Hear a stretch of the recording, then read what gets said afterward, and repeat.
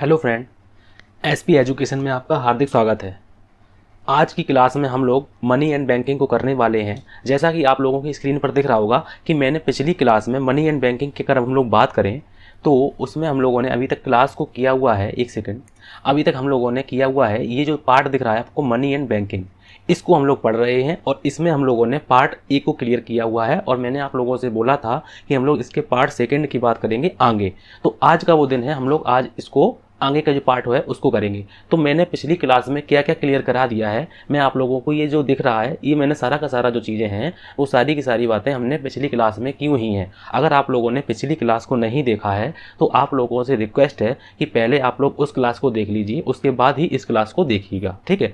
तो अगर हम लोग इसमें बात करेंगे तो हम लोगों ने अभी तक इसमें क्या कर लिया है कि बैंक क्या करता है, बैंक के प्राथमिक क्या क्या होते हैं, बैंक आरबीआई बैंक कौन सा होता है, आरबीआई की स्थापना कब हुई थी, भारत के प्रेसिडेंसी बैंक कौन से होते हैं, प्रेसिडेंसी मिलकर कौन सा बैंक बन गया है, स्टेट बैंक का पुराना नाम क्या था, और पब्लिक सेक्टर बैंक और निजी बैंक हम लोगों के, प्राइवेट सेक्टर बैंक, विदेशी बैंक, ग्रामीण बैंक, इनके बारे में, नंबरों के बारे में जाना था। हम लोगों का पहला भारतीय बैंक कौन सा था, ठीक है।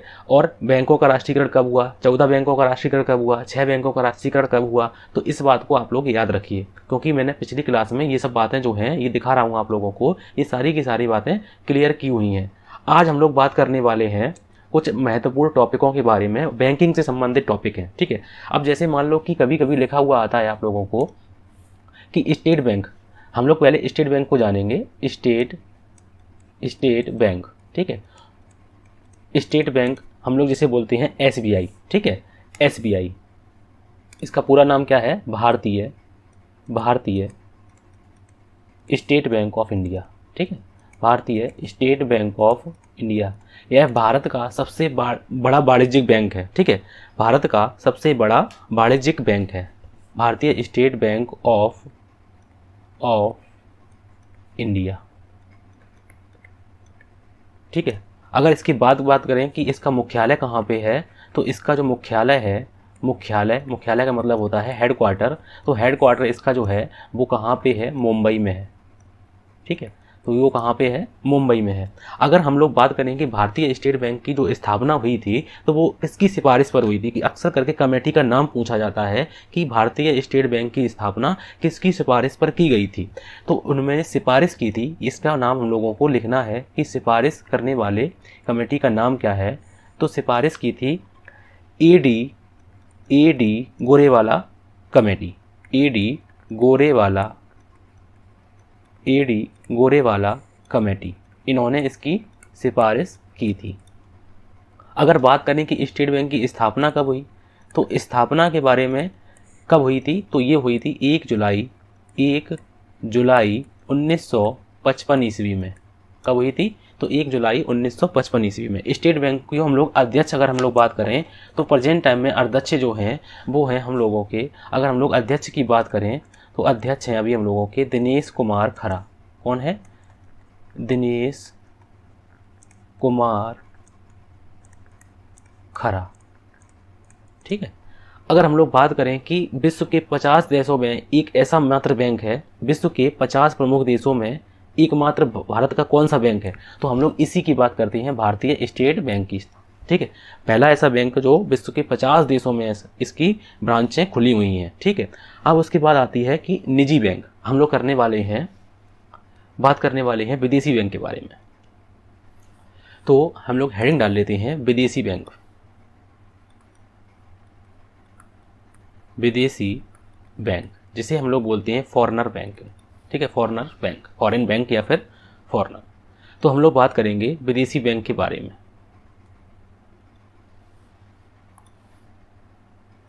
अब विदेशी बैंक में बात आती है कि विदेशी बैंक कितने होते हैं, तो विदेशी बैंक वर्तमान में अभी हैं, कितने हैं, तो वो हैं, उनके नंबर हैं 46, ठीक है। फर्स्ट विदेशी बैंक पूछा जाता है और जो लेटेस्ट में बना हुआ है उसका नाम पूछा जाएगा, इतने से ज़्यादा आपके से कुछ नहीं पूछा जाएगा। तो फर्स्ट विदेशी बैंक, प्रथम विदेशी बैंक, तो वो कौन सा प्रथम विदेशी बैंक था, और जो इंडिया में खोला गया था, जो कहाँ खोला गया था, इंडिया में खोला गया था, तो उसका नाम है स्टैंडर्ड चार्टर्ड बैंक। क्या नाम है, तो उसका नाम है standard standard chartered bank, standard chartered bank. और अभी जो लेटेस्ट में 46वां जो बैंक है वो कौन सा खोला गया है, 46वां बैंक वो कौन सा है जो विदेशी बैंक में नया आया है, तो उसे है हम लोग का नाम है उसका है बैंक ऑफ चाइना। ठीक है, भारत में अभी जो लेटेस्ट बैंक खुला हुआ है उसका नाम है बैंक ऑफ चाइना। अब बात आती है कि निजी बैंक की। हम लोग ऐसे ही आज टॉपिक करने वाले हैं कि कैसे क्या होता है, कौन कौन से बैंक कितने होते हैं फिलहाल तो हम लोग अब बात करेंगे निजी बैंक, जिसे बोलते हैं प्राइवेट बैंक, निजी बैंक।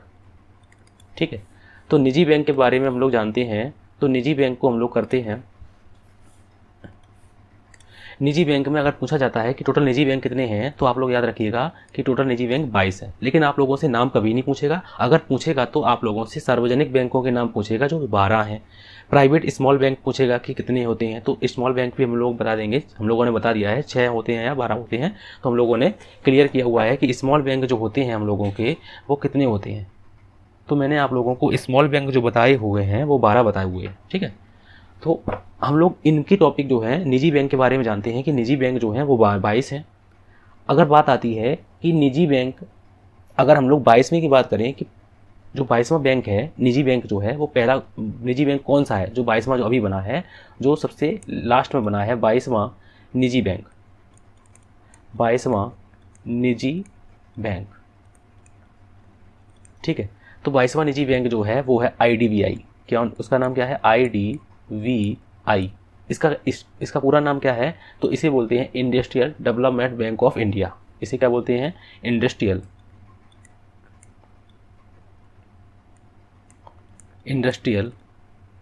डेवलपमेंट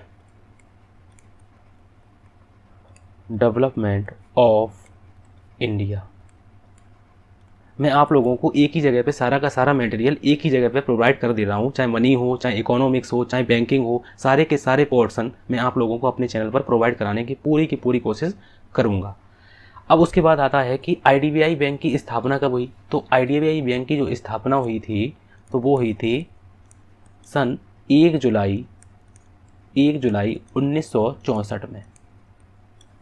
ठीक है, तो 1 जुलाई 1964 को IDBI बैंक की स्थापना हुई थी। अब पूछा जाता है कि ये प्राइवेट कैसे बना, तो पहले ये सरकारी बैंक था। अब इसका जो 51% हिस्सा है वो किसने खरीद लिया है, LIC ने खरीद लिया है। इस बात को आप लोग याद रखिएगा। ठीक है, अब बात आती है कि क्षेत्रीय ग्रामीण बैंक कितने हैं, तो वो है 43। तो उनकी भी बात हम लोग कर लेते हैं। हेडिंग डाल लीजिए आप लोग, क्षेत्रीय ग्रामीण बैंक। क्षेत्रीय ग्रामीण बैंक। अब क्षेत्रीय ग्रामीण बैंक जो हैं वो कितने हैं हम लोगों के, तो वो बात करेंगे हम लोग 43 की। क्षेत्रीय ग्रामीण बैंक कितने हैं, 43। तो फर्स्ट जो आप लोगों ने सुना होगा कि रूरल ग्रामीण एरिया, उनको नहीं हो, रूरल एरिया जो होते हैं, रूरल एरिया में जो वर्क करते हैं बैंक, उनको बोलते हैं RRB बैंक। ठीक है, तो फर्स्ट RRB बैंक जो पहला RRB बैंक था उसका नाम क्या है, तो उसका नाम भी पूछा जा सकता है कि प्रथम ग्रामीण बैंक, प्रथम ग्रामीण बैंक। तो प्रथम ग्रामीण बैंक कौन था, तो उसका नाम था प्रथमा बैंक। क्या था, प्रथमा ग्रामीण बैंक, प्रथमा ग्रामीण बैंक। इसकी स्थापना कब हुई, तो इसकी स्थापना हुई थी 2 अक्टूबर 1975 को। कब हुई थी, 2 अक्टूबर 1975 को। कहाँ पर हुई थी, तो वो हुई थी मुरादाबाद में। मुरादाबाद, और मुरादाबाद कहाँ पे है, तो वो है यूपी में, उत्तर प्रदेश में। सिफारिश किसने की थी, तो सिफारिश करने वाले व्यक्ति का नाम था, सिफारिश किसने की थी, तो वो सिफारिश की थी नरसिम्हन कमेटी ने की थी। कौन सी कमेटी थी, तो वो थी नरसिम्हन कमेटी, नरसिम्हन कमेटी ने की थी। ये जो पॉइंट है, ये पॉइंट मैंने आप लोगों को इसलिए लिखा दिए हैं क्योंकि आप लोगों को ज़्यादा पॉइंट ही पॉइंट पढ़ने पड़े, क्योंकि इतना ही, इससे ज़्यादा तो बहुत कम ही मटेरियल आता है। क्योंकि ये क्वेश्चन जो है मैंने आप लोगों के लिए लिख रखे हैं, ये कहीं ना कहीं पूछे गए हैं, इसीलिए मैंने आप लोगों के लिए ये क्वेश्चन लिख रखे हैं। अब बात आती है कि जैसे मान लो कि अंश की बात आती है, शेयर की बात आती है, तो शेयर का कंट्रोल कौन करता है, तो आप लोग कहेंगे शेयर का कंट्रोल सेबी करती है। ठीक है। बैंकों का कंट्रोल कौन करता है? तो बैंकों के ऊपर कंट्रोल आरबीआई करती है। इसी प्रकार से ग्रामीण बैंकों पर कंट्रोल कौन करता है? तो ग्रामीण बैंकों पर कंट्रोल जो होता है वो होता है नाबार्ड का। किसका होता है? नाबार्ड का। तो हम लोग बात करेंगे तो आरआरबी बैंक जो होता है, आरआरबी का प्रबंधन की जिम्मेदारी अगर हम लोग बात करें तो आरआरबी का प्रबंधन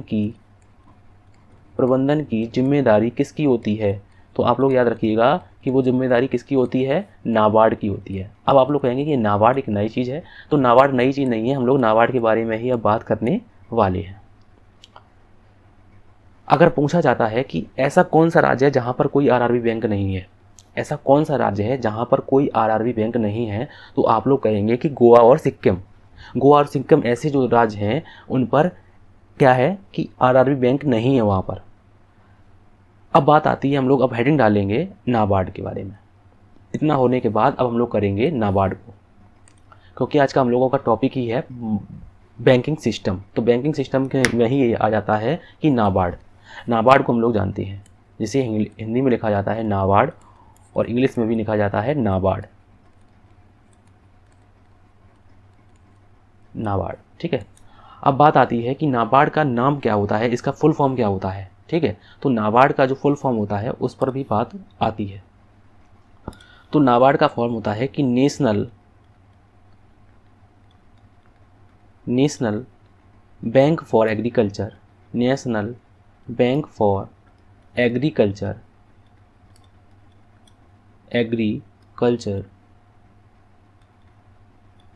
एंड रूरल डेवलपमेंट,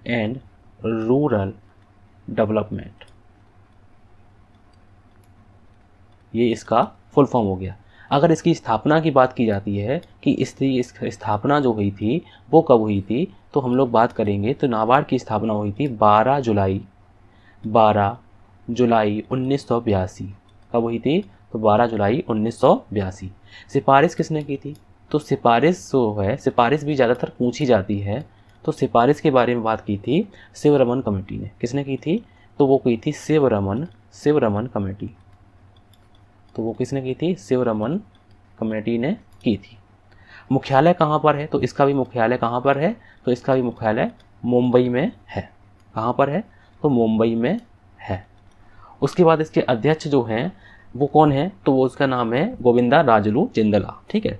और कैपिटल अगर बात करें तो कैपिटल जो है वो कैपिटल कौन लगाएगा इसमें जो है नाबार्ड में कैपिटल कौन लगाएगा? तो आप लोग याद रखिएगा कि 100% कैपिटल भारत सरकार के द्वारा लगाई जाएगी। भारत सरकार द्वारा लगाई जाएगी। अब बात आती है हम लोगों की अगले की, और अगली होती है सिडबी। तो सिडबी को हम लोग पढ़ते हैं, एग्जिम है, सिडबी है, नाबार्ड है, स्मॉल बैंक है, फाइनेंस बैंक है, न्यू बैंक को ऐसे कौन से बैंक हैं जिनको न्यू अभी जो आरबीआई ने जिन्हें लाइसेंस दिया है, और ऐसे कौन से बैंक हैं जो आरबीआई ने अभी जिनका जो है लाइसेंस रद्द किया है। तो इन पर भी हम लोग बात करेंगे जल्द से जल्द। अब बात आती है कि सिडबी क्या है, सिडबी को भी जान लेते हैं। तो हम लोग हेडिंग डाल लेते हैं सिडबी के बारे में।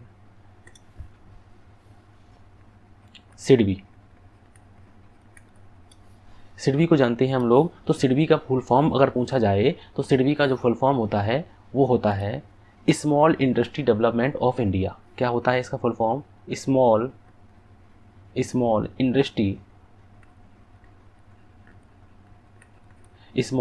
Industry development of India,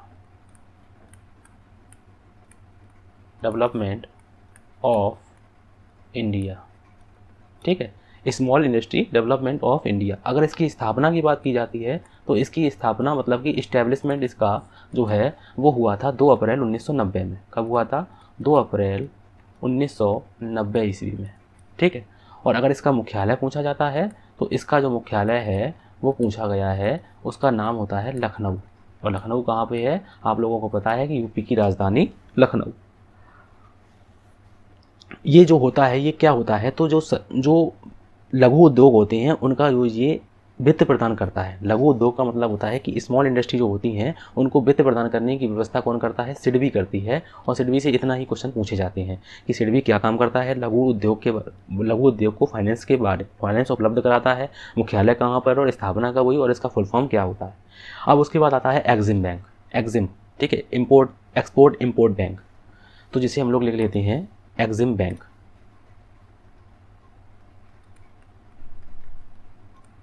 EXIM bank. EXIM bank की बात आती है तो एग्जिम बैंक में अगर पूछा जाता है कि इसकी फुल फॉर्म क्या है तो इसे बोलते हैं export import bank of India. क्या बोलते हैं? Export import bank of India. ठीक है।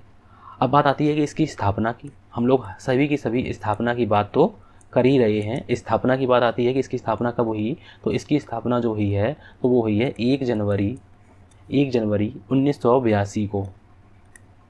कब हुई है? तो 1 जनवरी 1982 को। मुख्यालय कहाँ पर है? तो मुख्यालय है हम लोगों का, इनका मुख्यालय जो है वो है मुंबई में। कहाँ पे है? मुंबई में। अगर हम लोग पूछा जाता है कि एक्सपोर्ट और इंपोर्ट बैंक क्या करता है, तो ये आयात निर्यात के लिए सर्वोच्च बैंक होता है। ठीक है, आयात निर्यात के लिए ये सर्वोच्च बैंक होता है। अगर बात आती है अब पहला भुगतान बैंक की, पेमेंट बैंक की अगर बात की जाती है तो भारत में पेमेंट बैंक कितने हैं? तो वो आप लोगों को पता है कि वो पेमेंट बैंक जो हैं वो भारत में 6 हैं। मैंने आप लोगों को पहले ही बता दिया है कि भारत में पेमेंट बैंक की संख्या अगर हम लोग लिखना चाहें तो लिख सकते हैं कि पेमेंट बैंक। एक सेकेंड,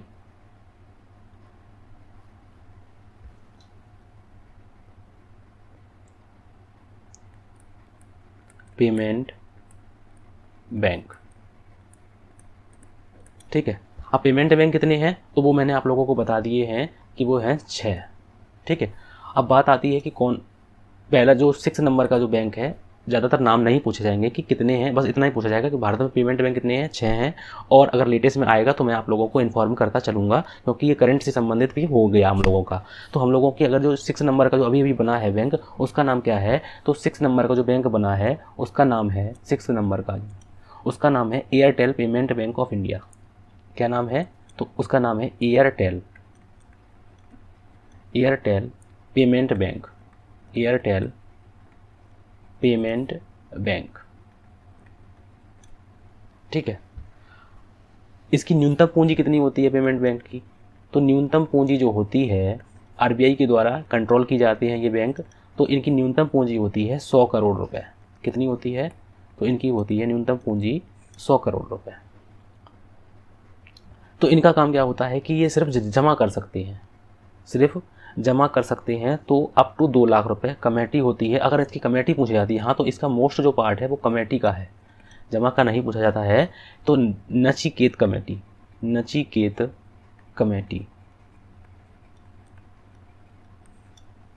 ठीक है। अब बात आती है कि बैंकिंग, हम लोगों ने बैंक के बारे में तो जान लिया, लेकिन बैंक जो बैंकिंग सिस्टम हम लोगों को प्रदान करते हैं, जैसे कि एटीएम हो गया, हम लोगों का नेफ्ट हो गया, आरटीजीएस हो गया, आईएमपीएस हो गया, आईएफएससी कोड हो गया, आईएमसीआर हो गया, तो इनके बारे में भी हम लोगों को जानना पड़ता है। तो इनके बारे में भी हम लोग जानते हैं कि इनको और क्या होता है, इनको क्या बोलते हैं और इनकी फुल फॉर्में क्या होती हैं। जैसे कि मान लो हम लोगों से पूछा गया है कि एटीएम, तो एटीएम का मतलब क्या होता है? इसका फुल फॉर्म होता है ऑटोमेटिक टेलर मशीन। इसका फुल फॉर्म होता है ऑटोमेटिक टेलर मशीन। तो इसको हम लोग लिख लेते हैं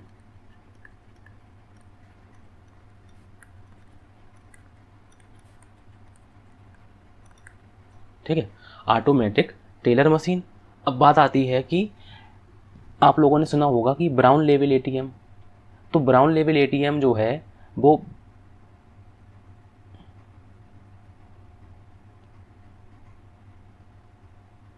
ब्राउन लेवल एटीएम कौन से होते हैं और वाइट लेवल एटीएम कौन से होते हैं? फर्स्ट एटीएम इन इंडिया कौन सा था? फर्स्ट भारत में पहला वाइट एटीएम लेवल कौन सा है, तो इनके बारे में भी हम लोगों को जानकारी होनी चाहिए। तो ब्राउन लेवल एटीएम क्या होते हैं, मैं आपको बताऊं सिंपल लैंग्वेज में कि जैसे मान लो कि एसबीआई बैंक है, ठीक है, एसबीआई बैंक है और एसबीआई बैंक ने अपना अगर एटीएम खोला है, ठीक है, अपना अगर एटीएम कहीं बनाया है तो वो आएगा ब्राउन लेवल एटीएम में, ठीक है। और वाइट लेवल जो है, वाइट लेवल एटीएम में कौन से आएंगे, तो वाइट लेवल में आएंगे जो गैर बैंकिंग संस्थाएं होती हैं वो भी कभी कभी एटीएम लगा देती हैं, तो वो एटीएम जो लगा देती हैं उनको बोलते हैं गैर बैंकिंग संस्थाओं के एटीएम मशीन, ठीक है। तो हम लोगों को ब्राउन और वाइट के बारे में जानकारी हो गई। अगर हम लोगों से पूछा जाता है कि फर्स्ट एटीएम भारत में कौन सा है, तो वो जो है वो है एनएसबीसी बैंक। किसने स्थापित किया था, तो एचएसबीसी बैंक, और इसकी स्थापना जो हुई थी वो 1987 में हुई थी मुंबई में। अगर हम लोग लिखना चाहें तो इसको लिख सकते हैं कि फर्स्ट एटीएम इन इंडिया, ठीक है। तो फर्स्ट एटीएम इन इंडिया तो वो है एचएसबीसी बैंक के द्वारा स्थापित हुआ था, और इसका जो मुख्यालय था वो कहाँ था, मुंबई में था, और ये स्थापना जो हुई थी वो 1987 में हुई थी। अब बात आती है कि अगर एटीएम में आप लोगों ने सुना होगा कि अगर आप लोग अपने खाते में रुपए नहीं रखते हैं तो आप लोगों से मिनिमम चार्ज के रुपए काट लिए जाते हैं। मिनिमम चार्ज का मतलब होता है कि मिनिमम बैलेंस के आप लोगों के रुपए काट लिए गए हैं। आप लोगों ने सुना भी होगा और हो सकता है आप लोगों के साथ भी हुआ हो। अब लेकिन ऐसा होता है कि बहुत से बैंक जो होते हैं, बहुत सी एटीएम जो होते हैं वो खाली पड़े रहते हैं, विदाउट कैश होता है उसमें। तो बैंकों, आरबीआई ने एक उनके लिए रूल निकाला है कि अगर किसी बैंक में जो है, अगर किसी एटीएम में रुपए नहीं मिलते हैं तो उस पर जुर्माना लगेगा। वो जुर्माना कितना है, तो वो जुर्माना जो है वो है, अगर किसी एटीएम में रुपए नहीं मिले हैं तो नो कैश, अगर नो कैश मतलब कैश नहीं मिलता है तो उन पर पेनल्टी लगेगी। क्या लगेगी, पेनल्टी लगेगी। और वो पेनल्टी कितनी होगी, तो वो पेनल्टी होगी 10,000 रुपये। कितनी होगी, 10,000 रुपये जुर्माना देना पड़ेगा। इस बात को, ये लेटेस्ट जो है, इस बात को आप लोग याद रखिएगा। अब बात आती है कि बैंकिंग एक सिस्टम प्रदान करती है जिसे हम लोग बोलते हैं नेफ्ट, NEFT। इसकी फुल फॉर्म पूछी गई है बहुत से एग्जामों में, तो हम लोग इसकी फुल फॉर्म के बारे में जानते हैं कि नेफ्ट का मतलब क्या होता है। तो नेफ्ट का मतलब होता है नेशनल इलेक्ट्रॉनिक फंड ट्रांसफ़र। क्या होता है, तो इसका मतलब होता है नेशनल इलेक्ट्रॉनिक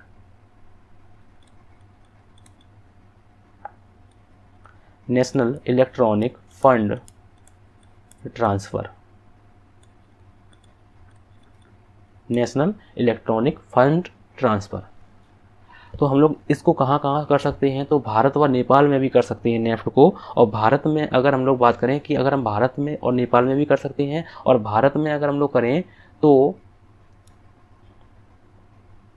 अगर हम लोग भारत में करते हैं तो उसमें कोई मिनिमम और मैक्सिमम की कोई लिमिट नहीं होती है, और नेपाल में अगर करते हैं तो मिनिमम की तो कोई लिमिट नहीं है, लेकिन मैक्सिमम की लिमिट होती है 2 लाख रुपए। और इस पर चार्ज लगता है, तो इस पर चार्ज नहीं लगता है, ठीक है। अगर आप लोग कहें तो इसको भी हम लोग लिखा देते हैं। तो इसमें हम लोग लिखना चाहें तो ये कहाँ कहाँ काम करेगा, नेफ्ट जो है वो भारत, और अगर हम लोग बात करें तो भारत व नेपाल में, ठीक है, यहाँ तक भी हो जाएगा, नेपाल में। बात आती है कि भारत में जो है इसकी लिमिट कितनी है, तो भारत में जो है, भारत में है इसकी no limit, no minimum limit and no maximum limit. अब बात आती है कि नेपाल में, तो नेपाल में जो है इसकी नो मिनिमम लिमिट है, मतलब कि कोई लिमिट नहीं है मिनिमम की। मिनिमम आप कितना भी कर सकते हैं, लेकिन मैक्सिमम की लिमिट है 2 लाख रुपए। कितनी है, 2 लाख रुपए मैक्सिमम। चार्ज अगर पूछे तो चार्ज लगता है, तो बिल्कुल कहेंगे कि चार्ज नहीं लगता है, चार्ज नहीं लगता है। तो आज की क्लास में हम लोगों ने ये नेफ्ट को है और आरटीजीएस को जाना है। अगर हम लोग बात करेंगे और आगे बढ़ाना चाहें तो और भी बढ़ा सकते हैं हम लोग। जैसे मान लो थोड़ा सा और करेंगे आज, तो जैसे कि मान लो RTGS पूछा जाता है, तो RTGS का फुल फॉर्म अगर बात करें तो इसे बोलते हैं रियल टाइम ग्रॉस सेटलमेंट। क्या बोलते हैं? Real time gross settlement.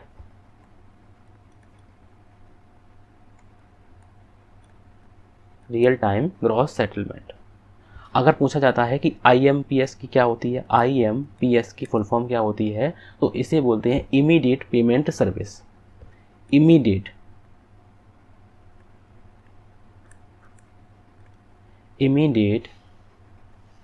Payment service. ठीक है। अगर पूछा जाता है कि IFSC की फुल फॉर्म क्या होती है, IFSC कोड आप लोगों ने सुना होगा, तो इसे बोलते हैं इंडियन फाइनेंस सिस्टम कोड। क्या बोलते हैं? इंडियन फाइनेंस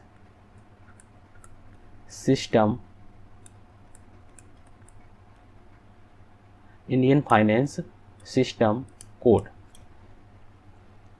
तो आज की क्लास में हम लोगों ने बैंकिंग सिस्टम को कर लिया है, और अगर कोई डाउट होगा तो हम लोगों ने आप लोगों के लिए मैं MCQ अपने यूट्यूब चैनल पर डालता रहता हूँ। आप लोग कम्युनिटी में जाके आप लोग वहाँ पर देख सकते हैं। मैंने आप लोगों के लिए वहाँ पे MCQ डालते रहते हैं हम लोग डे बाई डे। अभी फ़िलहाल हमारी तबीयत अभी फ़िलहाल थोड़ी सी सही नहीं चल रही है, इसीलिए आप लोगों की क्लास लेने में दिक्कत हुई थी, और बीच में अभी हम लोगों ने कोई क्वेश्चन भी ज़्यादा नहीं डाले हैं। तो मैं डेली के डेली 5 या 7 क्वेश्चन या 4 क्वेश्चन रोज़ डेली के डेली आप लोगों के लिए MCQ टाइप के क्वेश्चन डालता हूँ। तो उनको भी आप लोगों से रिक्वेस्ट है कि उनको भी अटेम्प्ट किया कीजिए।